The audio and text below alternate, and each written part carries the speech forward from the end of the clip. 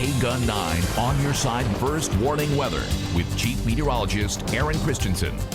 We give you a look at a storm system that is actually to our east. It's in New Mexico right now, but it's curling around just over the Arizona-New Mexico border, and it's working in tandem with some high pressure to our north to create a pressure pump of sorts across southern Arizona. So this storm system kind of putting the squeeze on southern Arizona. That is going to make for some gusty conditions as early as tonight. Also, as we hone in on our local satellite radar here, we're seeing a few showers across Greenlee and Graham counties into the Safford area, perhaps off to your northeast and Wilcox.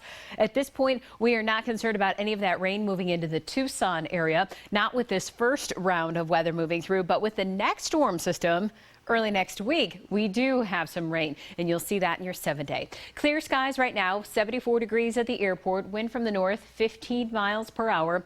And the red arrows, by the way, showing you the direction the wind is blowing to. So from the north to the south, and these are the current wind speeds, meaning sustained winds, blowing at that strength for at least 2 minutes straight. 15 miles per hour now in Tucson, but when we switch this over to the gusts, you can see the gusts are quite a bit stronger in the 20 to 30 mile an hour range. 26 mile per hour gusts right now in Oracle as well as in Safford, pretty close to 20 in Wilcox, 22 in Tucson, 24 Nogales, and those numbers are all going to go up here over the course of the evening and through the day tomorrow. In fact, as early as midnight, we are expecting those wind gusts up to 40 miles per hour. Now, it's a little bit unusual that the wind would stay elevated overnight. Typically, we need some of that daytime heating, that mixing in the different layers of the atmosphere to get those strong wind gusts. Not in this case. The wind will be an issue for us overnight and through the day tomorrow. In fact, by 5 a.m., gusts up to 35 miles per hour from the east. By noon, gusts up to 40 miles per hour.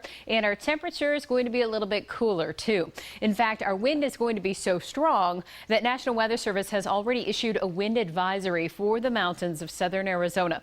Now, if you're on the leeward side, meaning the side just opposite the direction the wind is coming in from, you probably won't notice a whole lot in terms of the wind gusts, but it's in the mountains where we are expecting the strongest of gusts. That advisory goes into effect 4 o'clock in the morning, takes us through 4 o'clock tomorrow afternoon. So this means you'll want to watch for some blowing dust. It is possible still along I-10, you know, those dangerous stretches that are so prone to dust storms, especially between, say, Tucson and Phoenix tomorrow.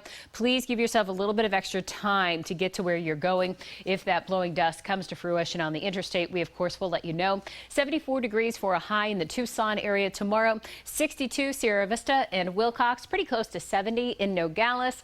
65 for Benson, 65 for Douglas. So your 7-day forecast now shows that rain moving in as early as Sunday night. 20% chance for that, 40% for your Monday. So if you're going to have an umbrella one day next week, make sure it's Monday. That's when we have the best chance at picking up that measurable rain, and our temperatures get knocked back down to the upper 60s starting Monday all the way through Wednesday of next week.